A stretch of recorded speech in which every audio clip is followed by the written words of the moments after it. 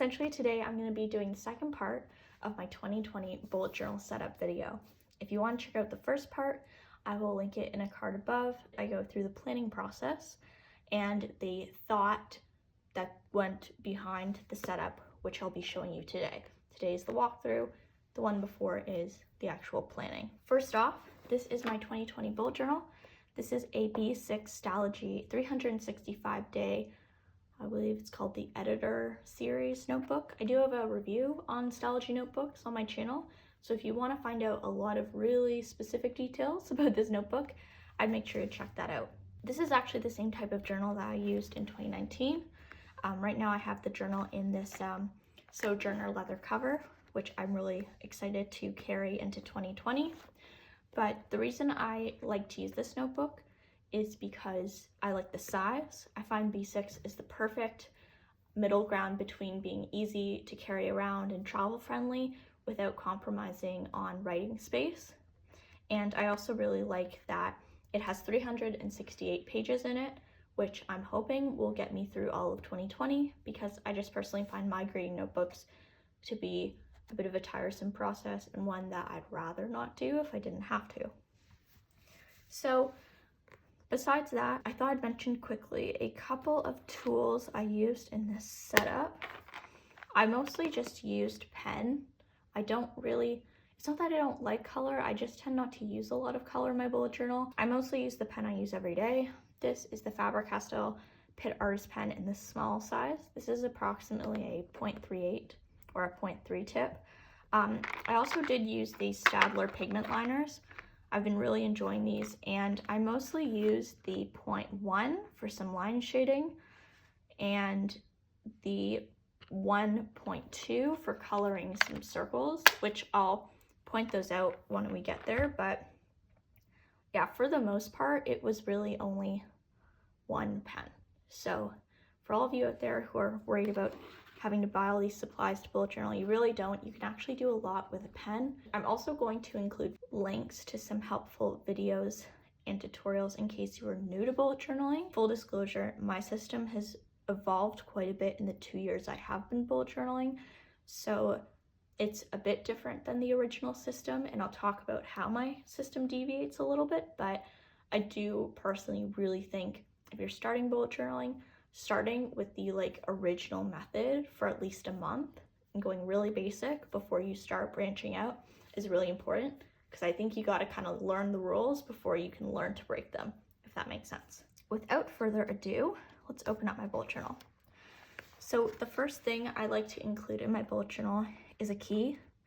I actually was not going to rewrite my key because I keep it on a sticky note for the purpose of it being easy to transfer in and out. So if I move into a new journal, I can just take it out and stick it in another one, and that allows me to not have to rewrite it all the time, which is super awesome, and I really like that. But I noticed that my old key that I keep in my old journal right here, it actually wasn't comprehensive, and it was missing a couple signifiers. So I figured now would be a good time to make a new key that has all the signifiers I actually use. I mostly stick to all of the original signifiers. I would say the only one I don't use is the scheduled, which is the back arrow.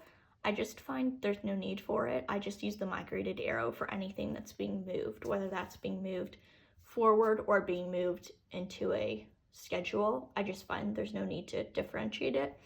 And then the only signifier that I personally add to my system are these two. This is the due date signifier, and this essentially lets me know if I have something due that day, and it allows me to close the triangle when I've actually submitted it or completed it, so I know that it's done and it's off my plate. I also added some floral illustrations to this journal. I do really enjoy doing calligraphy, and if you've seen any of my other journal setups, you would definitely know that. But this year I'm trying to get into learning floral illustration, so that's why there's a lot of floral doodles in here. So let's go on to the next page. The next page is my, I guess, title page or contact information. I originally was actually going to keep this really minimal, but then I was like, you know what, it's like my name, so I might as well go really extra and enjoy it. So I just did a bunch of florals across the entire page, and I think it looks really nice. This is definitely the most intricate spread I did, but I actually do really like it, and I think it's a nice way to start off the journal.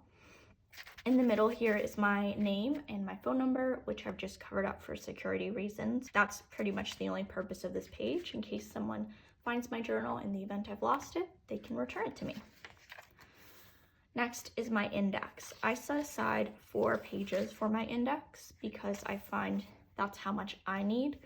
I tend to make a lot of notes in my bullet journal, and because of that, I actually have a lot of things that I like to put in my index. So that's why I tend to use the index a lot. I don't index any type of daily logs or weekly logs. I will index my monthly log just so I know where it is, but besides that, it's mostly a place where I write down collections and notes that I have. So I have 3 pages for my index itself, and then this page that says uni is a dedicated index. So a dedicated index is essentially a separate index where you can include pages and page numbers of notes specific to one topic. So I'm in grad school right now, so having a page where I can write down all the notes that are specific to grad school is really helpful, because then I can find those pages a little more easily than trying to look through my entire index, which has a bunch of different topics in it. I kept this spread really simple because this is obviously going to be filled up with a bunch of notes and pages, so using a really simple title helps balance the spread a little bit, since there's already going to be so much going on. The next thing I did was my 2020 year at a glance. I was originally not going to do the spread because it's pretty time consuming to write in all the numbers, but I decided this year to include it because my future log won't have any yearly calendars, so I thought it would be important to have a yearly calendar somewhere for me to reference. I pretty much just included the calendars for every day of the year, wrote 2020, and I chose to actually align this to the left side of the page so that when I'm like making my month, I can actually open it like this and see most of the months instead of trying to open up the entire spread, if that makes sense. So having most of the dates on the left side so that I can more easily see it as I'm creating my spreads. This kind of acts as my 2020 cover page. I'm not really into dedicated cover pages because I don't find they serve a really big purpose for me, and I prefer to use every page to the maximum because I do go through a lot of pages. So now we come to the future log. This is very different. Previously, I've done a future log like the original bullet journal method, and I've also done one where it's vertical little calendar spaces. But I found with both of those, the original future log, I didn't like how it would get really crowded some months and other months it wouldn't.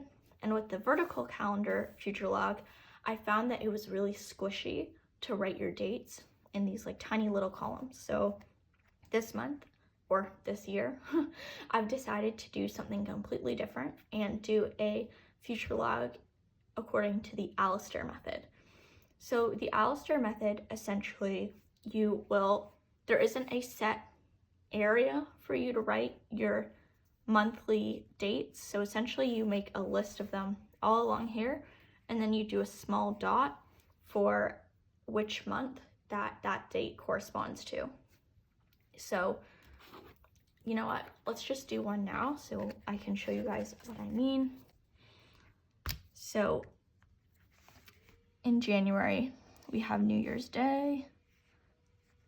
I'm just gonna write Happy New Year.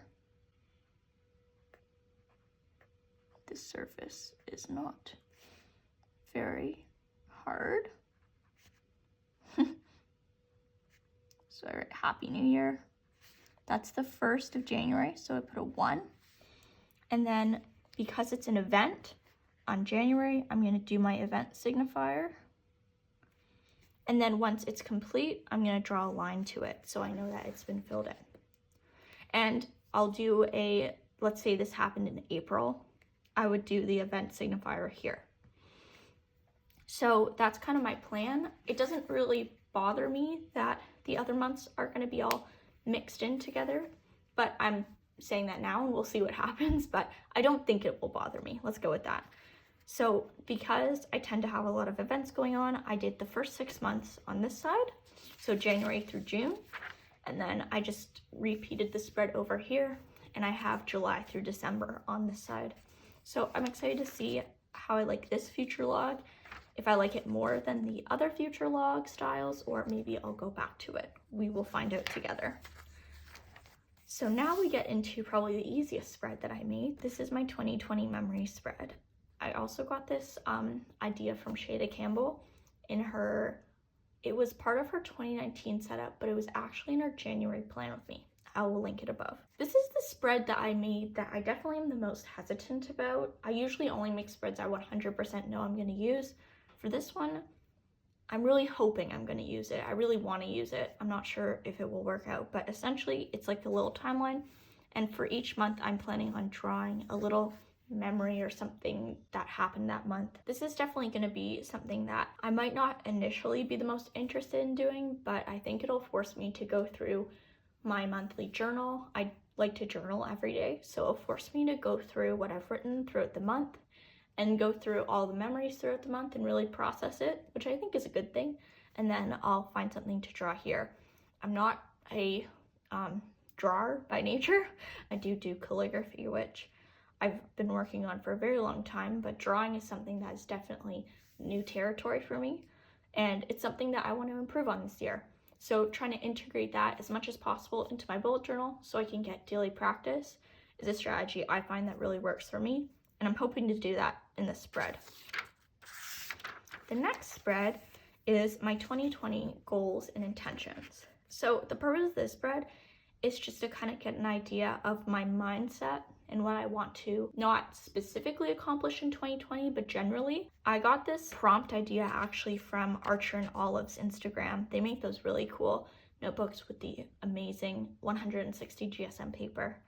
And I saw on her spread, she had a goal sheet and it said to do, to have, to be. And I thought that was a really cool idea, and I wanted to bring that into my own journal. I also added to leave, which is things I want to leave in 2019. I thought that kind of rounded it out, and I also had 4 sections, so I really wanted to put something in the 4th section. This is going to be a general brainstorm, and then I plan to actually go through each specific goal and make a specific spread for that goal in order to break it up. I'm not doing that within this setup because I may not start all my goals in the beginning of the year, because I think that would be a lot and overwhelming, and then I wouldn't be able to complete all of them. And then I think this is actually my last spread in my setup. So this is my 2020 reading log. I love to read. It's something I really enjoy.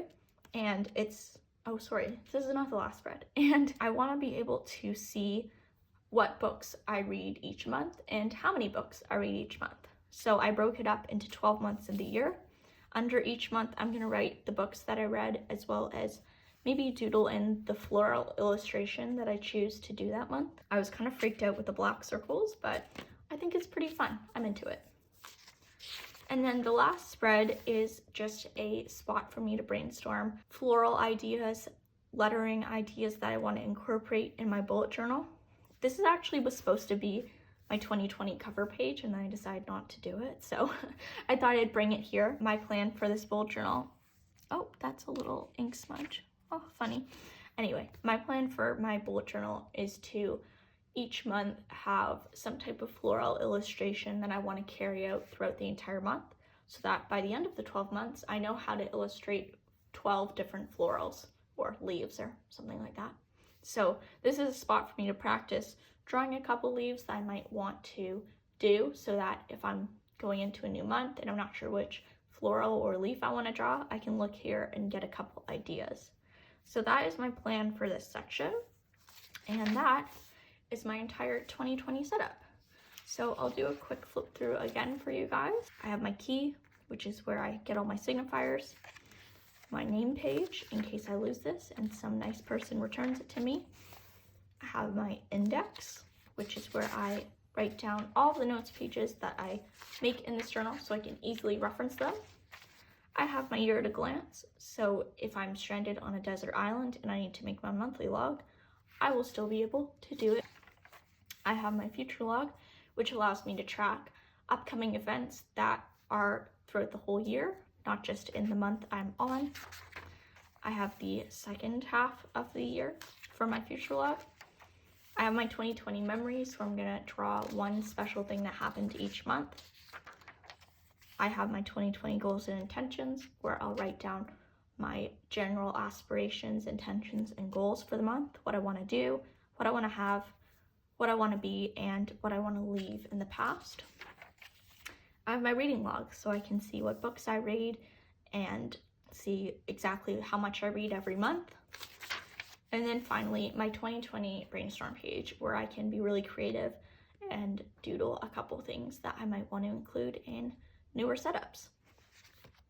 So that is my setup. I hope you enjoyed it. I hope it was helpful. If you have any questions or there's anything you'd like further explained that I showed you in this video, make sure to let me know down below.